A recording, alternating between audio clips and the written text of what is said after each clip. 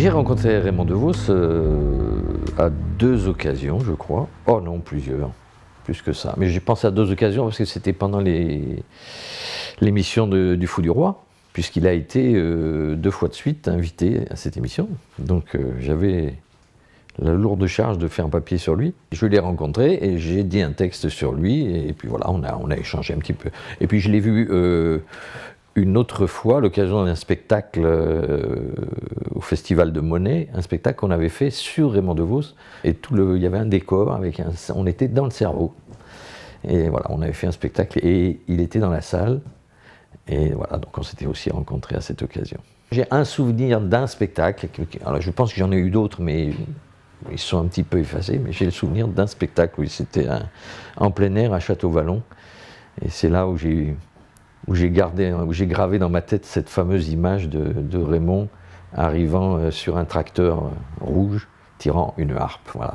J'étais surpris parce que je m'attendais, j'avais énormément écouté DeVos, les disques, ses sketchs, et donc je m'attendais à un spectacle de sketch, de paroles, et j'ai vu un spectacle de music hall. Donc avec toute une partie visuelle, toute une partie musicale où il jouait tous ses instruments, de jonglage et de choses de magie. Je me souviens d'une chaise qui se levait, tout ça. Ça d'une part, et tout le jeu avec son pianiste d'autre part, qui était vraiment un jeu de clown.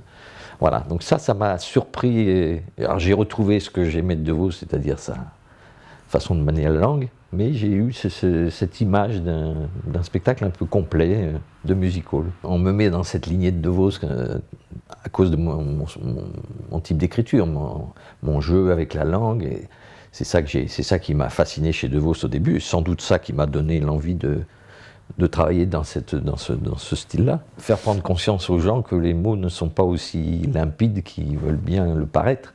Donc c'est mon plaisir de semer le trouble, bien sûr. Je parle d'un sujet, et en sous-texte, il y a un autre sujet. Enfin, les textes que je préfère, les textes que j'ai écrits que je préfère, c'est ceux qui sont comme ça, où c'est le spectateur, l'auditeur qui fait qui joue, c'est lui qui entend le sous-texte. Moi, j'ai un texte qu'on peut prendre au premier degré, et ça j'adore. Et donc c'est effectivement semer le trouble, semer l'interrogation, et puis c'est ce qui permet d'établir le lien avec le spectateur. C'est un échange, et c'est un jeu, mais un jeu à deux. Je pense que c'est assez difficile d'interpréter Raymond DeVos parce que on a tendance à dire il a marqué ses textes, enfin, forcément, parce qu'il est lui complètement dans ses textes, avec son physique, sa voix, son corps, son sourire, et ses textes sont imprégnés de cet investissement qu'il avait. Alors on pourra les interpréter en faisant apparaître d'autres choses, peut-être effectivement le côté poétique, purement poétique de son écriture, mais ça sera autre chose. Mais c'est intéressant parce que il y a ça dans ces textes, donc c'est bien aussi de faire apparaître ces textes d'un autre point de vue. On dit toujours pareil, les chansons de Brassens, on ne les imagine pas chantées par quelqu'un d'autre, et pourtant quand on les entend chantées par quelqu'un d'autre, on découvre d'autres choses, des choses qu'on n'a pas senties, et on apprécie encore plus l'écriture.